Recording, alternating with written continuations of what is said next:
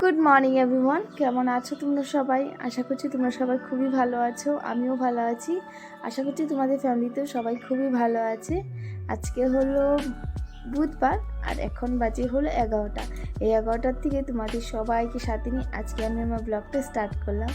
আজই হলো এই রুমে তো ঝাড় দিতে এসেছি। আর আজকে সকাল থেকেই ল্যাদ খেতে খেতে আর কি দিন যাচ্ছে, মানে উঠতে ইচ্ছে করছে না, শুয়ে থাকতে ইচ্ছে করতে, বসে থাকলে বসেই থাকতে ইচ্ছে করছে, এমন আর কি হয়েছে।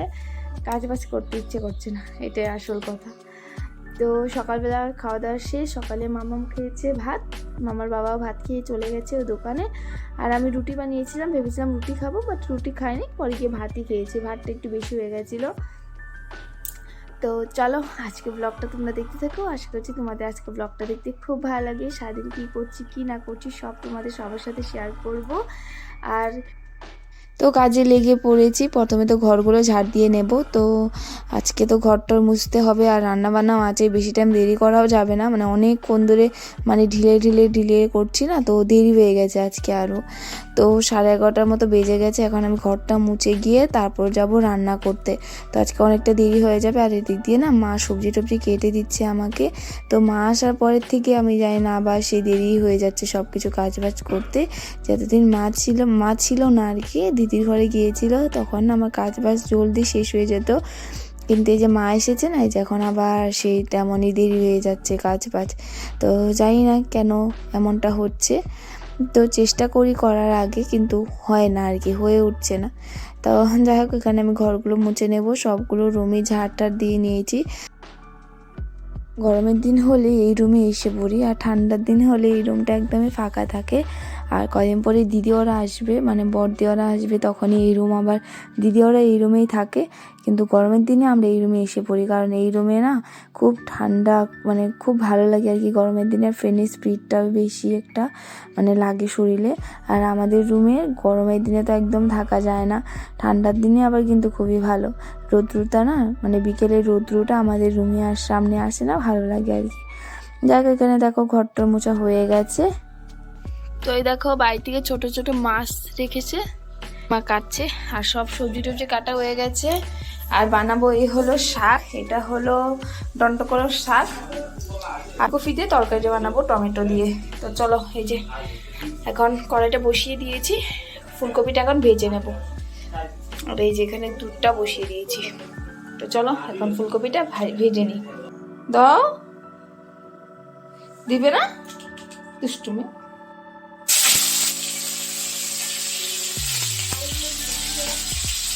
না ও যাবে না।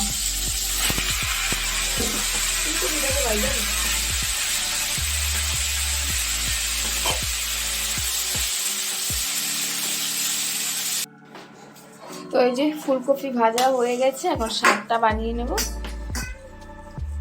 আমার এই টন্ডকলের শাক খেতে একদম ভালো লাগে না।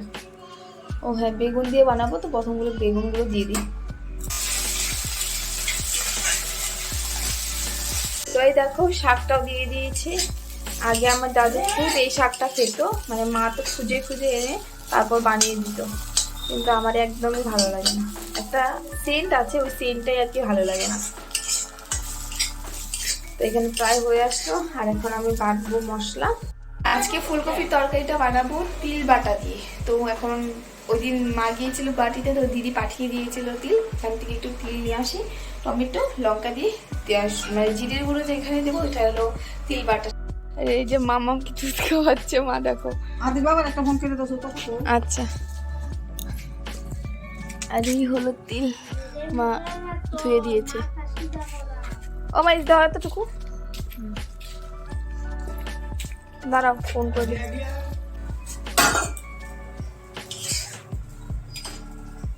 তো শাকটা বানানো হয়ে গেছে, শাকটা উঠিয়ে রেখে যে কড়াইতে আবার একটু তেল দিয়ে তারপরে যে টমেটো লঙ্কা আর তিল বাটাটা দিয়ে দিলাম। এখন ফুলকপিগুলো যে ভেজে রেখেছিলাম এগুলো দিয়ে দিলাম।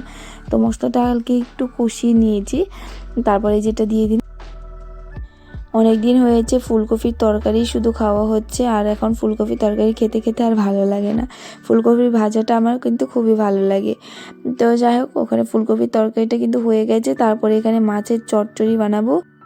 ওদিকে যে মামার বাবা পেঁয়াজ কলি এনেছিল সেগুলোই কয়টা ছিল, তো ওটা দিয়ে আজকে বেগুন আর পেঁয়াজ কলি দিয়ে মাছের চচ্চড়িটা বানিয়ে নেব। তো দেখো বসিয়ে দিয়েছি, তো চলো এখন রান্নাটা করে নিই। তো এই দেখো ফুলকপি তরকারিটা রেডি, একদম একটু পাতলা ঝোল ঝোল রেখেছি কারণ ভাতটা মেখে খেতে হবে। তো রান্না কমপ্লিট, আর এখানে বসিয়েছি মাছ। আর এই যে মাছটা টমেটো তারপর কাঁচা লঙ্কা হলুদ দিয়ে ভালো করে মেখে রেখে দিয়েছি। এখন বেগুনটা একটু সেদ্ধ হয়ে গেলে তারপর মাছটা দিয়ে দেব। তো এখানে দেখো সবজিগুলো যে ঢেকে দিয়েছিলাম সেদ্ধ হয়ে গেছে, আর এখানে আমি মাছগুলো দিয়ে দিলাম। তো এই যে একটু হালকা তেল দিয়েছি, বেশি একটা দিইনি, তো অল্প একটু তেল দিয়ে তারপরে এই যে মাঝখানটাতে দিয়ে দিলাম। আর এখন সব বেগুনগুলো এটার ওপরে দিয়ে দেব, দিয়ে তারপর ঢেকে দেব। তো এটা একটু ভাপে ভাপে হয়ে যাবে, এভাবেই আর কি চচ্চড়িটা রান্না করে নেব। তো এখন আবার অনেকক্ষণ পর তোমাদের সবার সাথে আবার দেখা, রান্না বান্না সেরে না তারপর মামাকে খাইয়ে ওকে ঘুম পাড়িয়ে দিয়েছিলাম, তারপর ওর সাথে সাথে আমিও শুয়ে পড়েছিলাম। তারপর আর ব্লগটা কন্টিনিউ করা হয়নি। আর এখন বাজে হলো 7টা, তো এখন আবার আছি রান্না করে চা বানাচ্ছি। আর এসেছে হলো আমার বাবা কাকা, মানে আমাদের বাড়িতে থাকে, মানে কাকা মানে অনেক দিন যখন আমি ছোট ছিলাম তখনই আমাদের বাড়িতে এসেছিল। তো এখন ত্রিও মানে আমাদের বাড়িতেই আছে।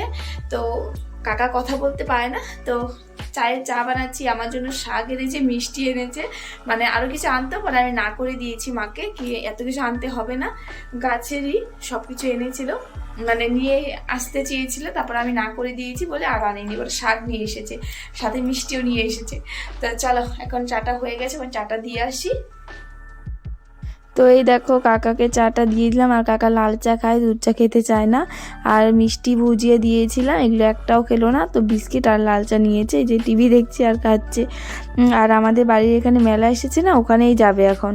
আমি বলছিলাম খেয়ে যাও, কিন্তু খাবে না আর কি। আর এখানে দেখো মেয়ে বসে বসে মিষ্টি খাচ্ছে আর আমাকে একটু খাইয়ে দিচ্ছে। আমার বাবার সাথে খেলছে। এই দুষ্টু মেয়ে,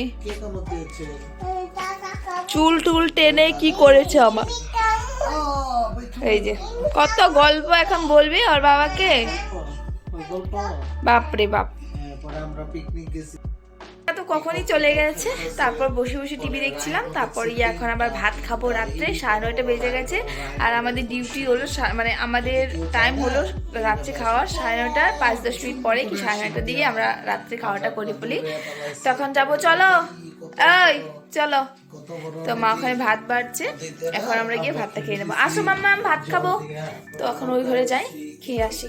তো এই যে এখানে মা ভাত বাড়ছে ये तो सीबीआई और ईडी का फेविकॉल है আর চলছে টিভি। इसलिए এটা কি করছো? কি করো? খাও খাও। তোমার ফোন কোনটা একটু বলে দাও তো, ফোন কোনটা দেখা, ফোনটা দেখাও। কথা বলো। ফোনে কথা বল। কথা বলো, আমি খাওয়া খাইতেছি। খানা খাওয়ার কাছে কথা বলো। এই যে ভাবে হ্যালো খানা খারাই। এটা দিয়ে কানে ধরো। দেখো আমার মেয়ের কি নাটক। ভাত টাত খেয়ে ঘরে আসলাম, আর এই যে ও আর ওর বাবার সাথে নাটক করছে, খেলছে আর কি। হ্যাঁ দিদি, তুই মানে বাবার সাথে কথা বলতেছো আর খাওয়া। হ্যালো কি করো তুমি? কি করছো?